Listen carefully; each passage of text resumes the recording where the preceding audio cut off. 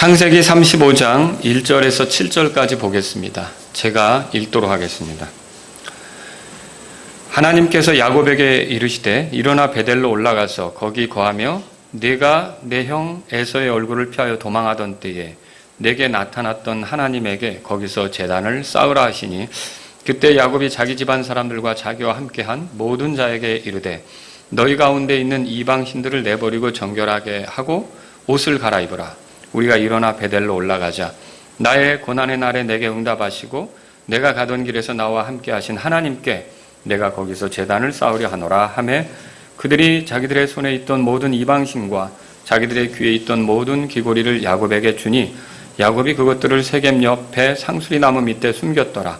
그들이 이동할 때에 그들의 사방 도시들 위에 하나님의 두려움이 임함으로 그들이 야곱의 아들들을 추격하지 못하였더라. 이와 같이 야곱과 또 그와 함께한 모든 사람이 가나안 땅에 있는 루스 곧 베델에 이르렀으며 그가 거기서 제단을 쌓고 그것을 엘베델이라 불렀으니 이는 그가 자기 형의 얼굴을 피하여 도망할 때에 하나님께서 거기서 그에게 나타나셨기 때문이더라. 아멘. 오늘 드릴 말씀의 제목은 부흥의 원리, 부흥의 원리 이런 것이 되겠습니다. 오늘 이 말씀을 살펴보기 전에 이 본문이 나오기 전에 어떤 일이 있었는지를 잠깐 볼 필요가 있어요. 여기 우리가 이 본문을 보기 전에는 어떤 일이 있었는가? 야곱의 딸 디나가 강간을 당한 사건이 있습니다. 그리고 그 디나의 강간 사건으로 인해 그런 일을 한 사람 있잖아요. 그 사람이 살고 있는 그 도시의 사람들을 복수하겠다고 야곱의 두 아들이 들어가서 잔인하게 이제 죽인 사건이 있었습니다. 그리고 이렇게 하다 보니까 야곱이 두려움에 사로잡히게 됐어요.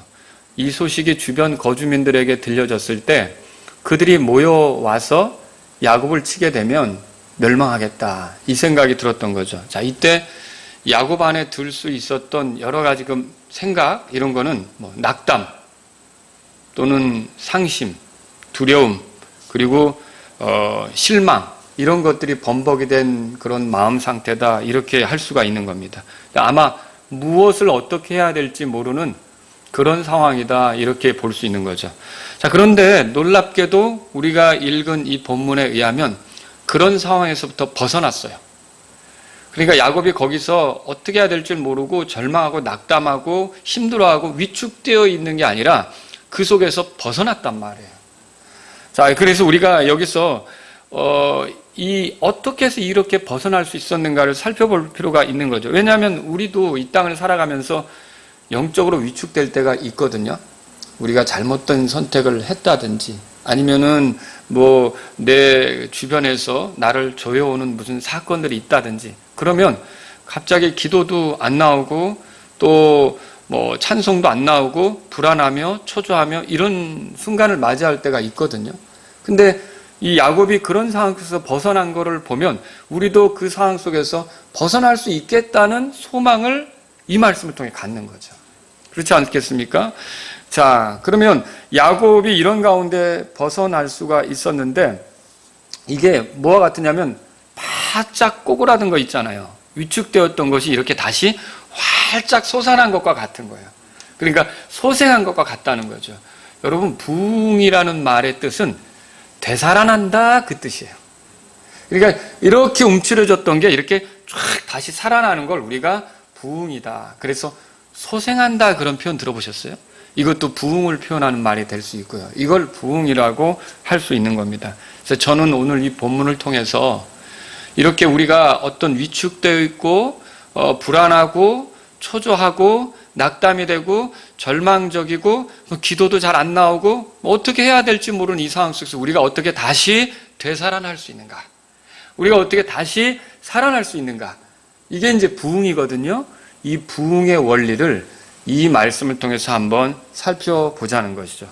자, 우리는 여기서 오늘 이 말씀을 살펴볼 때 크게 두 가지를 보게 되는데 첫째는 이것을 위해서 하나님께서 야곱에게 주신 명령입니다.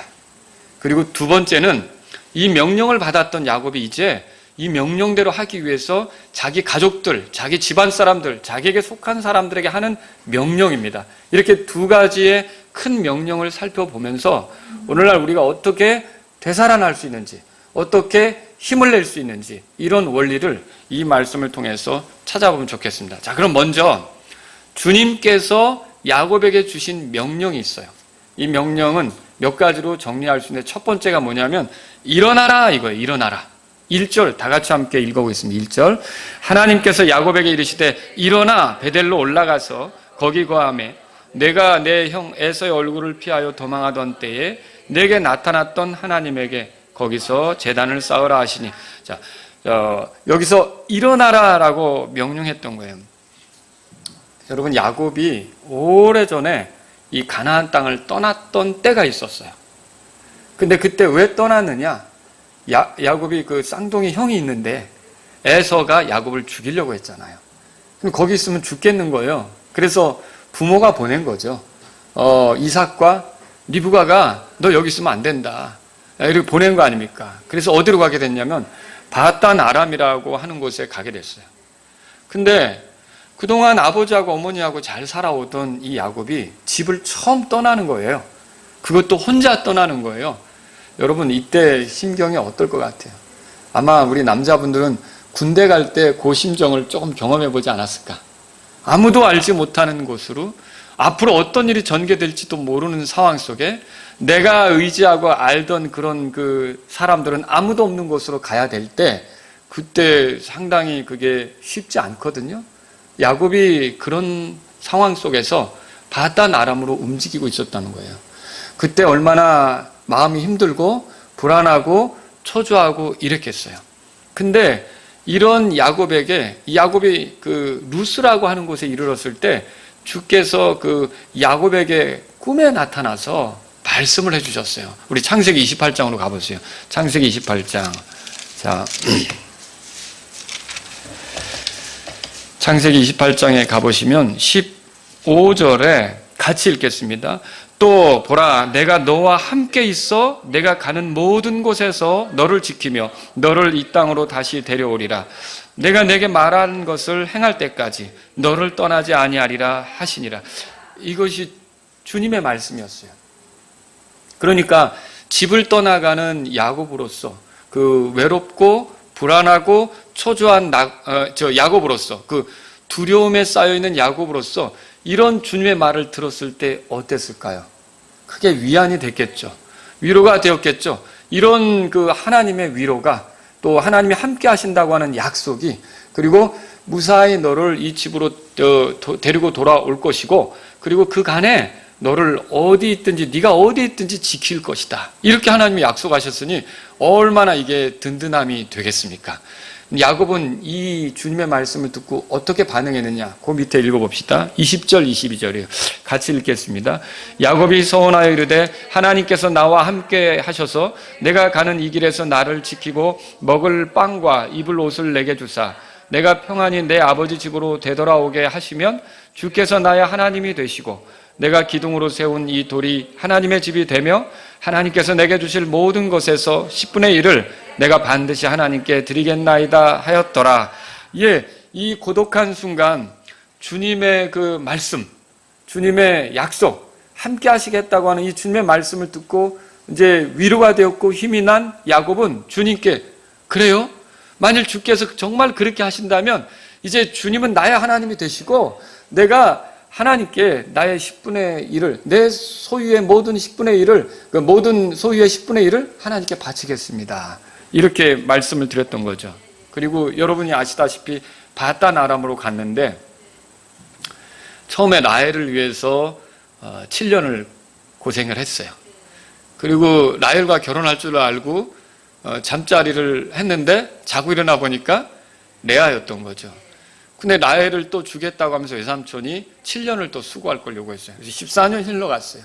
그리고 나중에 이제 그 야곱이 이 자기 가산을 위해서 외삼촌 집에서 봉사를 하면서 한 6년 정도 이렇게 흘러가요. 그러니까 근 20년간을 외삼촌 집에서 보내게 되는데, 이렇게 하면서 주님께서 마침내 어느 날 이제는 떠나라고 제시합니다. 자, 창세기 31장 가보세요. 창세기 31장. 자, 13절에 보겠습니다.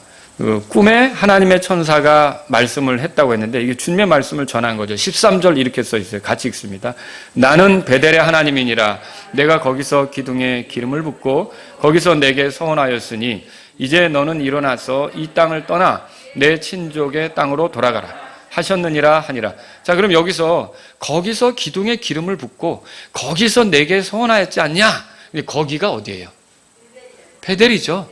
베델이에요. 거기서 야곱이 집을 떠날 때 그 베델에서 잠자다가 하나님을 만난 거잖아요.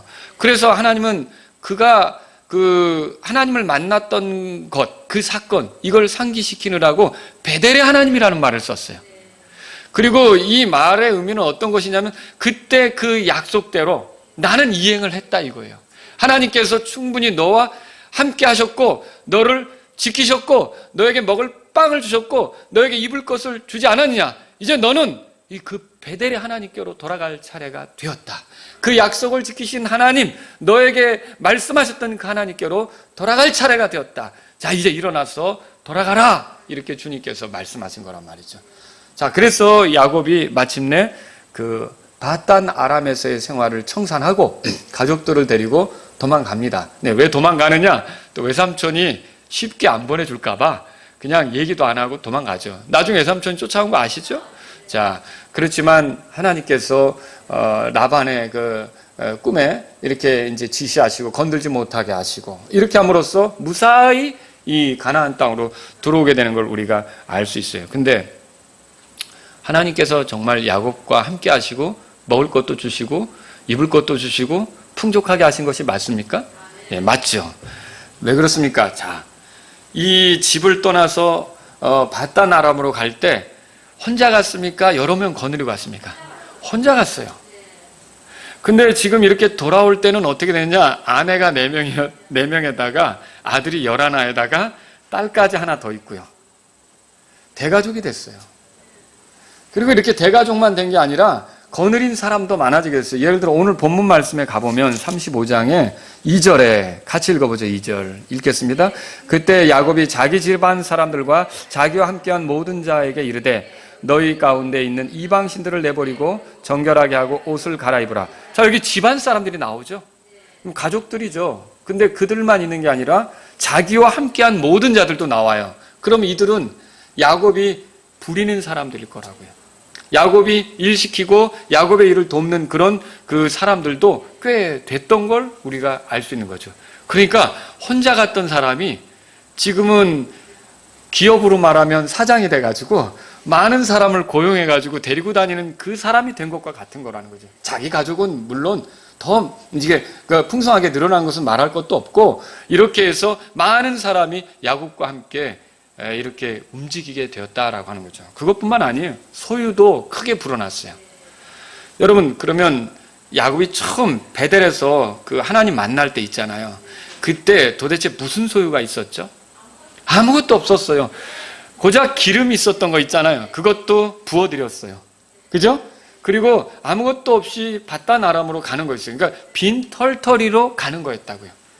근데 20년 만에 이렇게 돌아올 때 20년 만에도 부자가 될 수 있는 거예요.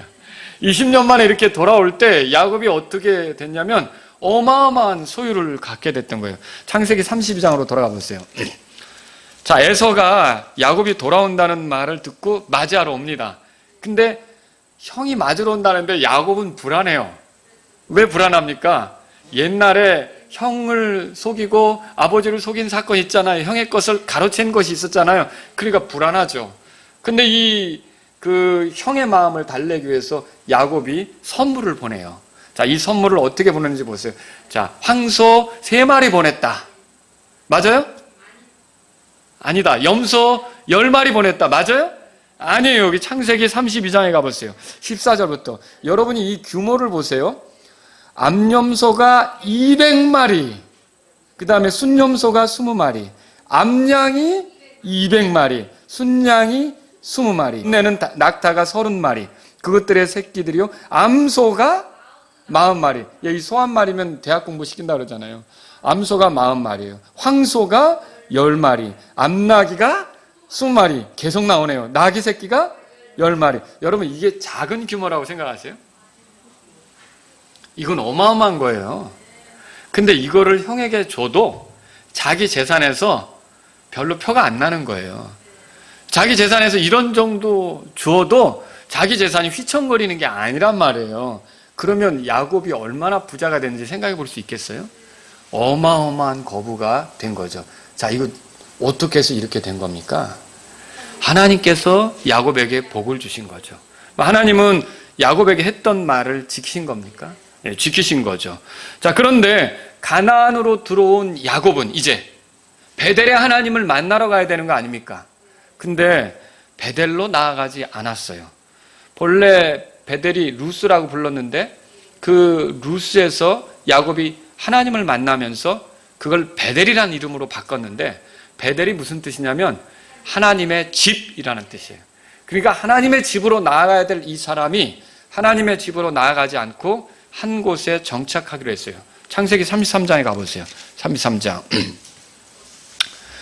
자, 사실 떠날 때 하나님이 그렇게 나타나시니까 뭐라 그랬냐면 이 기둥이 하나님의 집의 기둥이 되겠습니다. 이렇게 약속했잖아요. 이곳이 하나님을 경배하는 장소가 되겠습니다. 이렇게 약속했잖아요.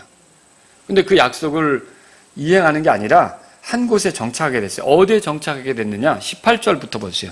18절에서 33장 18절에서 20절까지 같이 읽어볼게요. 야곱이 바단 아람에서부터 와서 가나안 땅에 있는 세겜의 도시 살렘에 이르러 그 도시 앞에 장막을 치고는 자기 장막을 친 곳에 밭을 세겜의 아버지 하몰의 자손들의 손에서 돈 100개로 사서 거기에 제단을 세우고 그것을 엘렐로헤 이스라엘이라 불렀더라 그랬어요. 자, 그가 가나안 땅으로 돌아간다면 제일 먼저 해야 될 일은 뭘까요?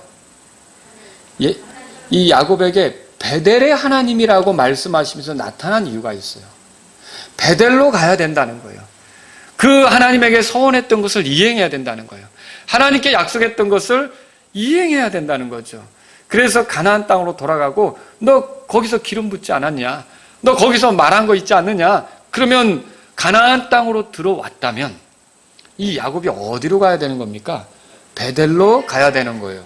근데 지금 이 야곱의 모습은 세겜의 도시 살렘 그 근처에 장막을 쳤어요. 그리고 그 장막을 친 곳에 밭을 매입했어요. 그리고 거기에 제단을 쌓기는 했어요. 근데 그 제단을 쌓긴 했지만 베델입니까? 베델이 아닙니까? 베델이 아직 아니라는 거예요. 예, 그가 하나님에 대한 어떤 마음이 없었던 건 아니에요. 그러나 하나님은 지금 어디서 기다리고 있습니까? 하나님의 집인 베델에서 기다리고 있는 거예요. 근데 그가 그렇게 하지 않고 거기에 정착하려고 땅을 심지어 산 거예요. 땅을 사기 위해서 값을 지불했다는 건 거기에 뿌리 내리고 살겠다는 거 아닙니까? 하나님은 어디서 기다리고 있는데? 베델에서 기다리고 있는데 결국 거기서 문제가 생겼어요. 아주 당혹스러운 사건이 생겼어요. 야곱을 실망시키는 그런 일들이 벌어졌어요. 딸 디나가 그 세겜 도시의 그 하몰의 아들에게 강간을 당하게 됐어요. 그리고 또 이것을 복수하겠다고 시므온과 레이가 그 도시민들을 남자들을 다 할례받게 하고는 움직이지 못할 때 칼 차고 들어가서 잔인하게 죽였던 거예요. 그게 얼마나 끔찍한 일이에요. 이걸 들었을 때 자기 아들들이 한 일을 들었을 때 아버지로서 큰 충격에 사로잡히지 않았겠습니까? 더군다나 이 소식이 주변 사람들에게 퍼진다면 이들이 몰려와서 너희가 아주 잔인한 놈들이구나 라면서 해코지를 한다면 아예 집안이 쫄딱 망하게 생긴 거예요. 모든 것 다 뺏기게 생긴 거예요. 20년 동안 고생하면서 이룬 것이 다 날아가게 생긴 거죠. 그러니까 이 야곱이 얼마나 이 두려움에 사로잡혔겠습니까? 그게 여기 성경에 나오죠. 34장으로 넘어가 보세요. 34장 거기에 보시면은 30절입니다. 같이 읽겠습니다. 30절 야곱이 시므온과 레이에게 이르되 너희가 나를 괴롭게 하여 나로 하여금 이 땅의 거주민들 가운데에서 곧 가나안 족속과 브리스 족속 가운데에서 악취를 내게 하였도다. 나는 수가 적은즉 그들이 나를 치려고 함께 모여 나를 죽이리니 그리하면 나와 내 집이 멸망하리라 하며. 자, 이제 이게 큰일 난 거예요. 예, 이들이 다 달려들면 우리 가족은 무사하지 않을 뿐만 아니라 우리가 소유로 삼은 모든 것들을 다 이제 잃게 된 거죠. 여러분 이때 야곱이 얼마나 위축되었는지 생각해 볼 수 있겠어요? 낙담과 절망과 불안과 초조와 두려움, 이런 것들로 이렇게 움츠려져 있는 거예요. 어떻게 해야 될지 모르는 그런 상황 속에 있는 거예요. 근데 이때 하나님께서 야곱에게 뭐라고 말씀하시느냐? 따라서 보세요. 일어나라. 이게 거기에 있지 말라는 말이에요. 그런 식으로 있지 말라는 말이에요. 하나님께서 이 말씀을, 이 사람을 되살리기 위해서 주시는 거예요. 그러니까 여러분과 제가 어떤 위축되는 상황이 있을 때 거기에 짓눌려 있을 필요가 없는 거예요. 하나님은 우리에게 일어나라 이렇게 말씀하셔요. 거기 세겜을 떠나라 이렇게 말씀하시는 거죠. 여러분, 우리가 구원받을 때 우리가 할 수 있는 일이 있습니까? 없습니다.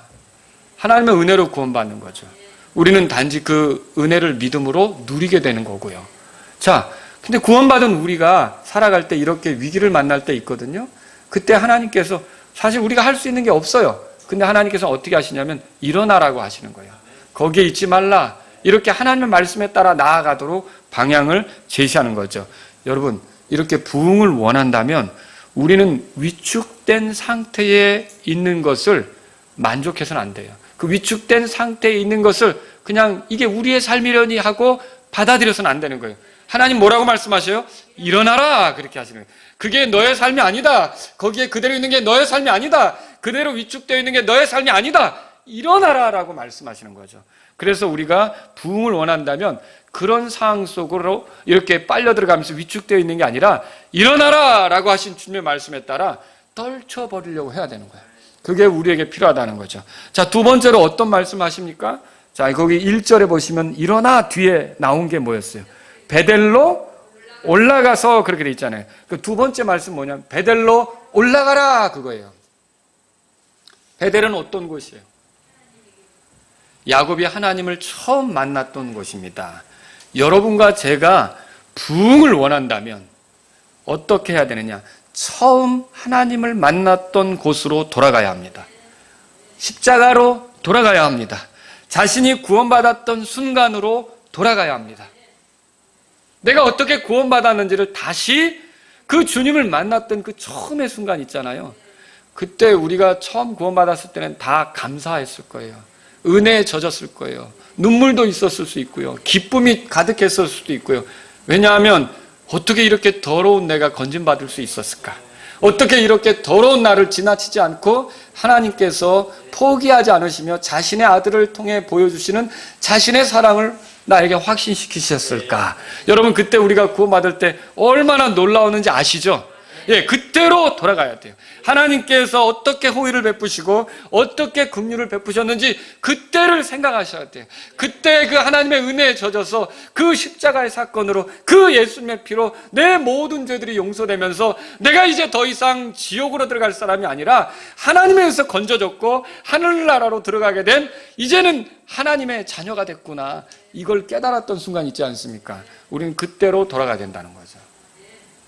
그걸 잊어버리면, 그게 희미해져 버리면 눈물도 마르고, 그것이 희미해져 버리면 기쁨도 사라지고 이렇게 되는 거예요.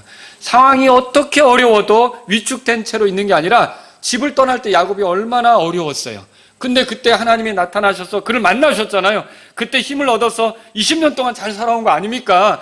그렇다면 저와 여러분이 지금 위축되어 있을 때라도 죄보다 심각하게 우리를 누르는 게 어디 있습니까? 그런데 이 죄에서 우리를 건지시기 위해 찾아오셨던 그 하나님, 예수님의 사랑을 통해서 우리를 건지신 하나님, 이 하나님을 다시 생각하면서 우리가 나아가야 되는 거라는 거죠. 그래서 여러분과 제가 부흥을 원한다면 처음 그 하나님을 만났던 그 순간으로 돌아가셔야 돼요. 그 생각을 하셔야 돼요.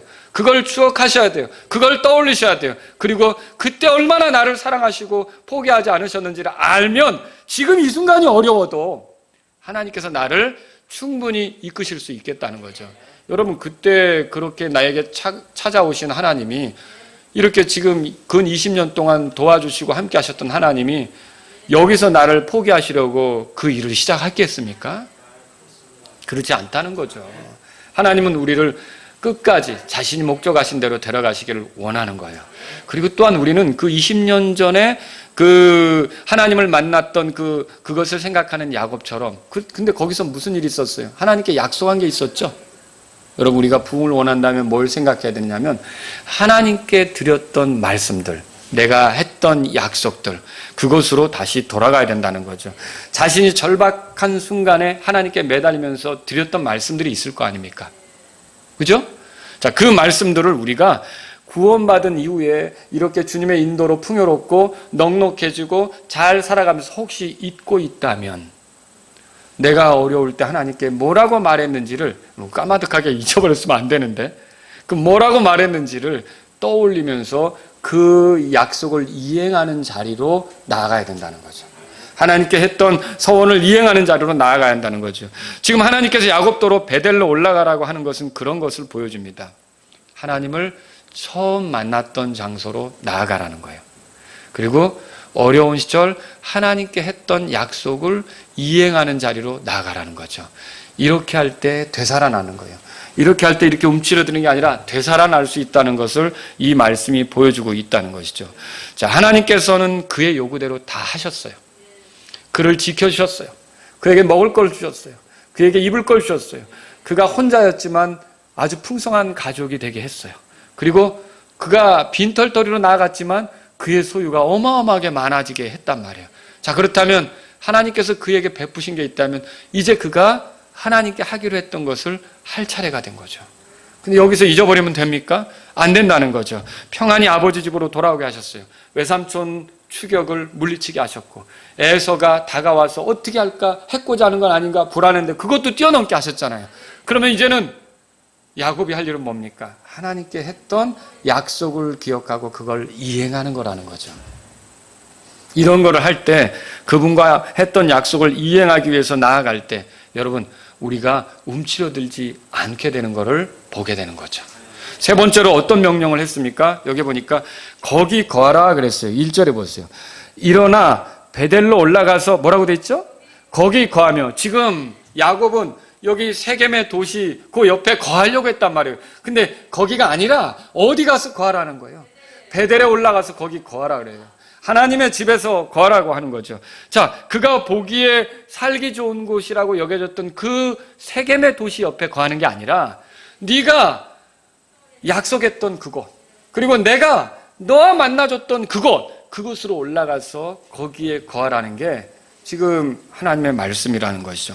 자, 부흥을 원한다면 이렇게 하나님의 집 쪽으로 나아가는 것이 우리에게 필요한 것입니다. 하나님의 집으로부터 멀어지는 선택은 좋은 것이 아니라는 거죠. 그럼 오늘날의 하나님의 집은 뭐죠? 교회입니다. 교회. 그러니까 하나의 그 지역교회로부터 멀어지는 것은 주님이 기뻐하시는 게 아닙니다. 여러분들이 지금 예배당으로 가까이 가야 된단 말입니까? 지금 예배당을 얘기하는 게 아니에요. 예배당은 이렇게도 바뀔 수 있고 저렇게도 바뀔 수 있고 옮겨갈 수 있잖아요. 근데 하나의 지역교회에서부터 멀어지는 건 하나님의 뜻이 아니에요. 언제든지 하나의 지역교회를 충직하게 섬기려고 해야 되는 거예요. 여러분, 교회로부터 멀어지면 영적으로 다운될 수밖에 없는 거예요. 하지만 여러분이 그 성도들의 모임 안으로 자꾸 들어올수록 여러분은 되살아나게 된다는 걸 믿으셔야 되는 거예요. 이게 원리입니다. 이게. 그래서 구원받은 사람들과 더불어 하나님을 경배하려고 해야 되고요. 구원받은 사람들과 더불어 어울리면서 서로 격려하면서 같이 지내려고 하고요. 이것이 우리가 되살아나는 길이라는 걸 이 말씀을 통해서 본다는 거죠. 야곱은 그래서 모든 걸 내려놓고 베델로 나아가야 했던 거죠. 그럼 베델로 나아가야 되는데 당장 땅을 놓고 가야 되는데 그를 팔릴 때까지는 내가 안 가겠습니다. 이럴 수 있습니까? 그 손실이 날 수도 있는 거죠. 그래도 가는 거예요. 여러분, 언젠가는 다 모든 가나안 땅이 그의 것이 될 건데. 그렇잖아요. 그게 뭐가 그게 아까운 거예요. 그런데 하나님이 그 가나안 땅을 다 주시기로 한 거 아니에요. 그러니까 그냥 손실을 두려워할 게 아니라 나아가는 거예요. 하나님의 말씀대로 나아가는 거죠. 그렇게 할 때 이 사람이 움츠러져 있지 않고 되살아나게 되는 거죠. 그래서 주님은 거기서 뭐 하라고 합니까? 자, 3절 한번 읽어보죠. 1절 끝에 거기서 제단을 쌓으라 그렇게 돼 있어요. 제단을 쌓으라. 그죠? 제단을 쌓으라. 하나님이 원하시는 건 거기서 제단을 쌓는 거예요. 여러분, 부흥을 원한다면 하나님의 집을 중심으로 해서 경배 드리는 것을 회복해야 돼요. 교회 성도들과 함께 경배 드리는 것을 회복해야 합니다. 자, 오늘날 어떤 분이 지금은 이 비대면으로 예배 드리는 것이 마치 그 종교개혁인 것처럼 얘기하는 분이 있어요. 목사님이신데, 저도 옛날에는 참 그분 괜찮다고 이렇게 생각을 했는데 그 말씀을 듣고 좀 충격을 받았어요. 개혁이라고 하는 건 뭐가 잘못된 것을 바꾸는 거 아닙니까? 그러면 그동안 우리가 예배당에서 모여왔던 게 잘못됐단 말이에요? 아니잖아요. 그런데 여러분, 성경을 통해 읽어보면 우리가 모이기를 힘쓰는 거고요. 이게 코로나라고 하는 역병 때문에 우리가 어쩔 수 없이 이런 시기를 만난 거지, 안 모여도 되는 시기를 마지막 때 살고 있는 겁니까? 그건 아니죠. 우리는 어떻게 해서든지 모여서 주의 날이 다가옴을 볼수록 더욱 그리해야 되는 거 아닙니까? 이게 하나님 말씀이란 말이에요. 그래서 여러분들은 이상한 말들에 속아서는 안 돼요. 비록 우리가 어쩔 수 없이 지금 집에서 예배를 드리고는 있지만 우리는 기도하면서 모일 수 있다면 열심히 모이려고 하는 게 우리에게 필요하다는 거죠. 경배드리러. 그래서 이렇게 부흥을 원한다면 우리에게 필요한 건 뭐냐? 하나님의 집을 중심으로 해서 경배를 회복하는 거예요. 성도들 가운데서 같이 경배드리기 힘쓰는 거예요. 여러분이 같이 경배 함께하고 이렇게 할 때 영적으로 되살아나는 것을 믿으시기 바랍니다. 자, 두 번째로 살펴볼 게 이거예요. 그게 야곱이 가족들에게 명령한 거예요. 뭘 명령했는가? 2절에 보시면 너희 가운데 있는 이방신들을 버리라 그렇게 했어요. 자, 2절 우리 한번 읽어볼까요? 자, 같이 읽겠습니다. 그때 야곱이 자기 집안 사람들과 자기와 함께한 모든 자에게 이르되 너희 가운데 있는 이방신들을 내버리고 정결하게 하고 옷을 갈아입으라. 자, 여기서 중요한 게 있어요. 지금 왜 이 명령을 하느냐면 야곱이 어디로 가려고 하는 거냐면 하나님의 집으로 가려고 하는 거예요. 베델로 나아가려고 하는 거예요. 베델에 가서 뭐 하려고 하는 거예요? 제단을 쌓잖아요. 베델에 가서 제단을 쌓는다면 하나님을 경배하는 거 아닙니까? 자, 이렇게 경배하는 삶을 살고자 하는 사람들은 뭔가를 버려야 된다는 거예요. 경배하는 삶을 살고자 하는 분들, 하나님을 경배하는 삶을 살고자 하는 사람들은 뭔가를 버려야 되는 거예요. 근데 뭘 버려야 되느냐? 여기 보니까 이방신들을 버려야 됐다. 그 성경을 읽어보신 분은 라헬도 아버지 집을 나올 때 가지고 온 그 이방신이 있었다는 거 아시죠? 그 드라빔. 이것도 이 시기에는 버려야 되는 거예요. 그러니까 자기를 지켜줄 줄로 알고 하나님 자리를 대신하게 했던 거 있잖아요. 그 하나님 자리를 대신하게 했던 그 모든 것들이 있다면 그건 다 어떻게 되느냐? 버려야 되는 거죠. 지금 그거를 여기 말하고 있는 것입니다. 그래서 여러분, 우리가 부흥을 원한다면 우리에게 있어서 주님보다 우선시되게 했던 거 있잖아요. 그걸 내려놓아야 되는 거예요. 그것 때문에 기도가 식어지게 됐던 거, 그것 때문에 말씀 보는 게 시들어졌던 거, 그것 때문에 하나님 경배하는 데서 멀어지게 됐던 거, 그런 것들은 내려놓으라는 거죠. 그 우선순위에서 그것들이 하나님 밑으로 와야 되는 거예요. 그게 하나님 자리로 가면 우상이 되는 거예요. 그러니까 하나님 밑으로 내려와야 되는 거예요. 여러분, 우리가 자녀도 아버지 어머니도 다 사랑하면서 살아야 되지만 우리에게 있어서는 항상 우선순위는 하나님이 먼저 아닙니까? 자, 이런 원리로 이렇게 하나님 자리를 대신할 만한 것이 있다면 그건 내려놓아야 되는 거죠. 여러분, 이럴 때 되살아나는 일이 생기는 거예요. 자, 그래서 이런 것들은 묻어두는 건데 어떻게 했습니까? 자, 부흥을 원한다면 그래서 주님보다 우선시 되는 것을 우리가 내려놓는 것이 필요한 거고요. 다음에 두 번째로는 정결하게 하라고 돼 있어요. 자, 2절에 보시면 거기 이방신들을 내버리고 뭐라고 돼 있어요? 정결하게 하고. 베델로 가기 전에, 하나님을 향하여 경배하러 나아가기 전에 이들에게 필요한 건 뭐였어요? 정결하게 하는 거였죠. 자, 오늘날 우리들에게서 정결하게 되는 건 다른 게 아니에요. 어떻게 보면 예수님을 믿는 사람들은 이미 모든 죄에서 깨끗한 것입니다. 예수님의 피로 죄들을 용서받은 게 맞잖아요. 우리를 지옥에 던져 넣을 만한 죄가 남아 있습니까? 없죠. 우리는 이미 다 모든 것을 용서받은 게 맞아요. 그러나 보세요. 지금까지 하나님이 인도해 오신 야곱의 생애에서도 버려야 될 것이 있고 깨끗하게 될 필요가 있잖아요. 그런 것처럼 우리가 구원받은 이후로 살아오는 이 과정 중에서도 이게 뭐냐면 이미 모든 죄들을 용서받은 사람들이지만 우리의 신분은 흠잡을 데 없이 완벽하게 깨끗하지만 우리의 상태에서 드러난 더러운 것들이 있다는 거죠. 그런 것들은 어떻게 하실 거예요? 그냥 그대로 두고 하나님을 찬양하러, 하나님을 경배하러 나가겠다고 해도 되는 겁니까? 아니죠. 그런 것들은 어떻게 해야 돼요? 예, 정결하게 해야 되는 거죠. 내버려야 되는 거예요. 정결하게 해야 되는 거예요. 자, 이렇게 정결하는 건 어떻게 해야 됩니까? 요한일서 1장 9절에 만일 우리가 우리 죄들을 자백하면 그분께서는 신실하시고 의로우사 우리의 죄들을 용서하시며 모든 불의에서 우리를 깨끗하게 하시느니라. 모든 불의에서 우리를 깨끗하게 하신다. 우리가 우리 죄들을 자백하면. 그리고 용서도 주신다. 이 말은 뭐예요? 지옥에 들어가냐 안 들어가냐 안 들어가게 하는 용서가 아니라 하나님하고 더 가깝게 되느냐 좀 그런 걸 누리지 못하느냐 이 문제를 해결하는 용서죠. 그죠? 그러니까 우리가 하나님께 나아가려고 할 때는요, 우리의 삶에 있어서 정결케 되는 게 필요하다는 거죠. 그게 뭐예요? 이렇게 위축되어 있고 영적으로 다운되어 있는 사람들이 되살아나는 길, 부흥을 경험하는 길은 다른 게 아니라 하나님이 기뻐하시지 않는 죄에서 정결하게 되는 거죠. 그런 것들을 털어버리는 거죠. 이런 것들을 성경이 말하고 있단 말입니다.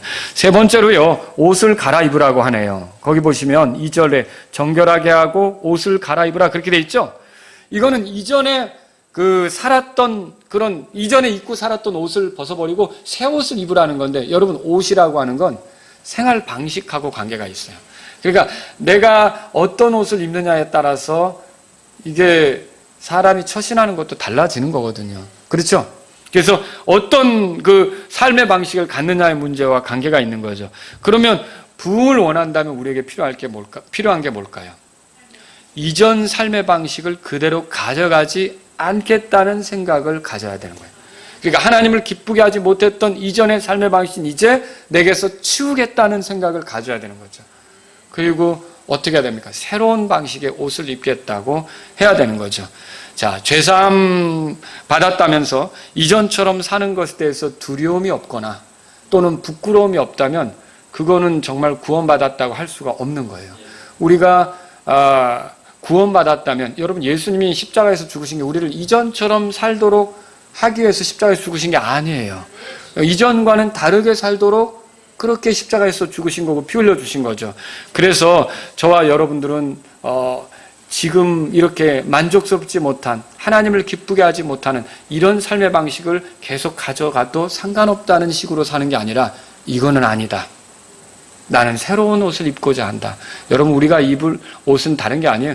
육신을 따라 걷는 게 아니라 성령님을 따라 걷는 거거든요. 그런 삶의 방식으로 나아가려고 할 때 이 사람이 부흥하게 되는 거죠. 영적으로 되살아나게 되는 거죠. 움츠려드는 것이 사라지게 되는 거죠. 마지막으로 하나는 더 뭐냐면요, 여기 보니까 3절에 보니까 우리가 일어나 베델로 올라가자 그랬어요. 베델로 올라가자, 이건 뭐예요? 하나님 말씀대로 하겠다는 뜻이에요. 하나님이 나에게 이렇게 명령했으니까 나는 올라가는데, 나만 올라가는 게 아니라 우리 다 같이 올라가자, 이렇게 하는 거예요. 자, 지도자는 이렇게 중요하죠. 가정의 가장이 중요합니다. 교회 목사가 또 중요하고요. 나라에는 통치자들이 중요한 거예요. 이런 사람들이 어떤 마음을 먹느냐에 따라 그 아래에 있는 사람들이 복이 되기도 하고, 그 아래에 있는 사람들이, 그 영향을 받는 사람들이 고통스럽게 되기도 하는 거죠. 근데 야곱은 어떻게 했어요? 자기 집안에게 하나님께 경배하러 가자, 베델로 올라가자, 이렇게 선언했던 거죠. 자신만 올라가려고 하는 게 아니라 자기에게 속한 모든 것과 함께 올라가고자 했던 거예요. 근데 올라가려고 하는 목적은 뭐였어요? 하나님께 내가 거기서 제단을 쌓으려 하노라 그랬잖아요. 자, 하나님을 경배하고자 올라간단 말이죠. 자, 그러면 왜 그분을 경배하는 겁니까?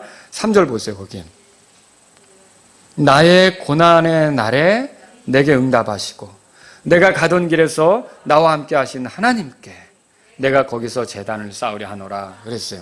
자신의 어려운 날 함께 하셨던 하나님, 자신이 힘들 때마다 도우셨던 하나님, 그 하나님을 잊지 않고 서원한 대로 나가겠다고 하는 것이죠. 자, 오늘 우리에게 날마다 우리의 삶을 돌보시는 하나님, 이 하나님께 경배하고자 하는 마음, 감사드리고자 하는 마음, 높이고자 하는 마음, 그분 앞에서 나를 낮추고자 하는 그런 마음, 이런 마음의 경배가 우리에게 필요하다는 것을 기억하셔야 되는 거예요. 예, 그래서 우리가 되살아나기 위해서, 부흥하기 위해서 자신의 삶에 개입하신 그 하나님, 인도하셨고 도우셨던 하나님을 향해 깊은 감사로 나아가는 게 필요하다는 거죠. 영적으로 살아날 수 있는 길은 감사부터예요. 이 감사가 사라지면 여러분, 그 사람은 굉장히 곤고한 길을 걸을 수가 있거든요. 근데 하나님께 대한 감사를 드리기 시작할 때 그 사람이 이제 은혜에 젖기 시작하는 거예요. 촉촉히 은혜에 젖기 시작하는 거예요. 되살아나기 시작하는 거죠. 그래서 여러분들이 메말라 있을 때는 그냥 있을 게 아니라 그 감사할 것들을 찾아보세요. 그리고 진짜로 하나님께 감사드려 보세요. 찬송을 드리든지 그 감사를 하나님께 말로 표현해 보든지, 아니면 그게 감사해서 어떤 주님이 기뻐하실 만한 일들을 해보든지 경배하든지, 이렇게 하면서 하나님 앞에 감사할 때 여러분은 움츠러들지 않고 되살아나는 것을 믿으시기 바랍니다. 이때 어떤 일이 벌어졌어요? 5절 보세요. 5절. 그들이 이동할 때에 그들의 사방 도시들 위에 하나님의 두려움이 임함으로 그들이 야곱의 아들들을 추격하지 못하였더라. 자, 야곱이 걱정했던 거는 주변 민족들이 쫓아와서 해코지할까봐, 그런 거 이제 야곱이 걱정했잖아요. 두려워했잖아요. 근데 그 일이 벌어졌어요? 안 벌어졌어요. 야곱은 유일히 그가 걱정했고, 그가 고민했고, 그가 위축되어 있었던 그 상황을 마치 헤쳐나가면서, 누구에 의해서 헤쳐나가는 거예요? 하나님에 의해서. 하나님의 두려움이 주변 사람들에게 임했잖아요. 그러니까 아무도 못 건드린 거예요.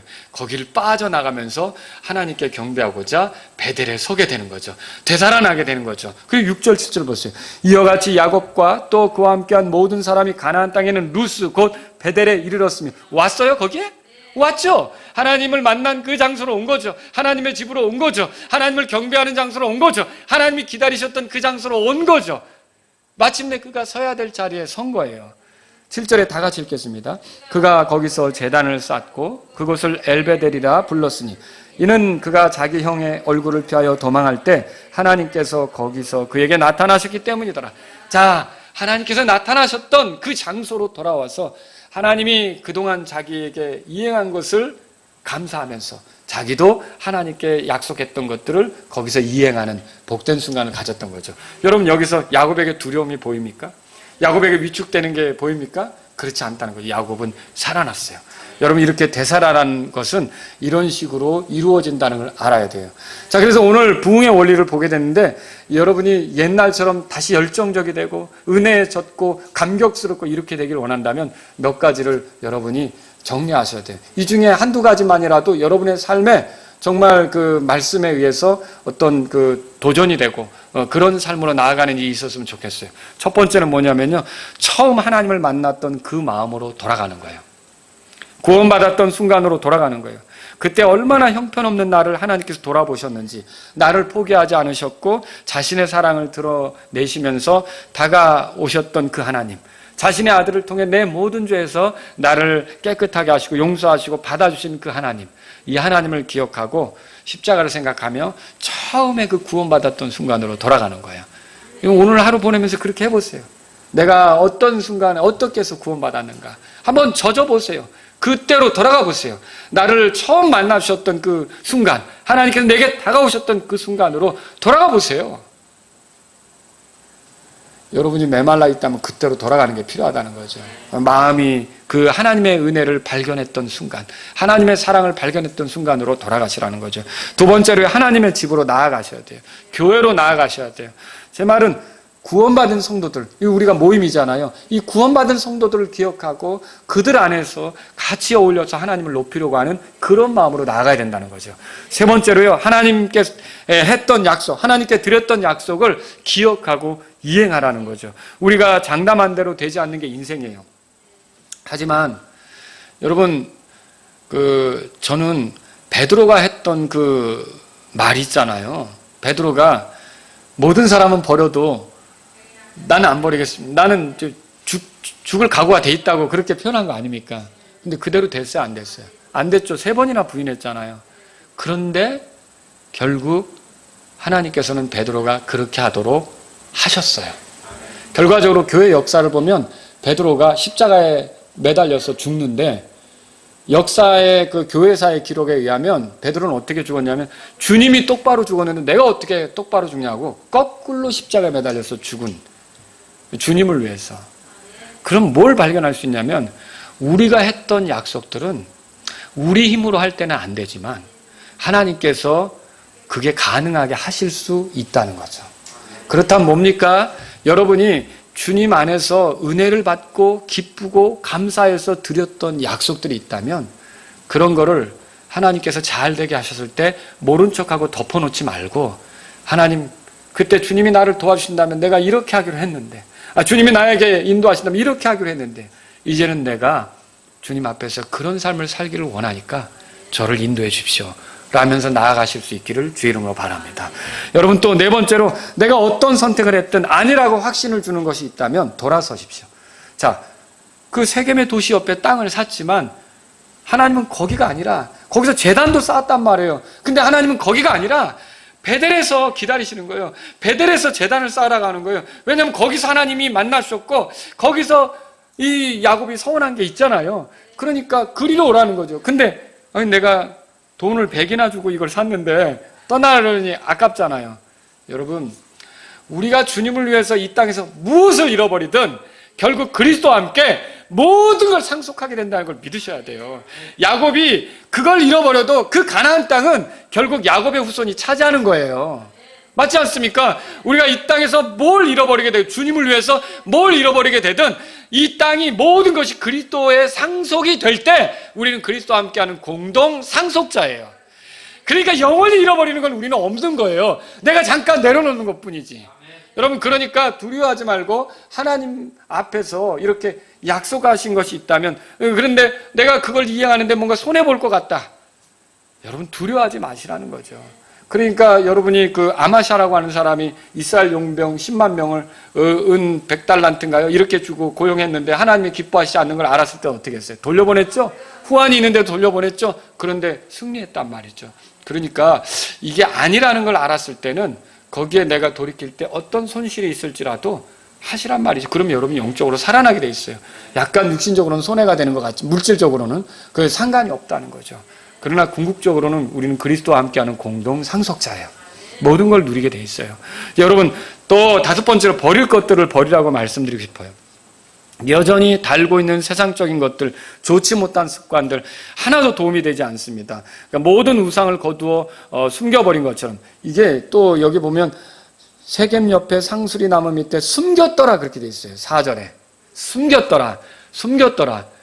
이게 혹시 이 성경 구절로 인해 그 근처에 가가지고 세겜나무 밑을 파면 이게 나오지 않을까, 이 생각도 해보는데, 어쨌든 숨겼더라는 건 뭐예요? 다시 찾지 못하게 그렇게 했다는 거죠.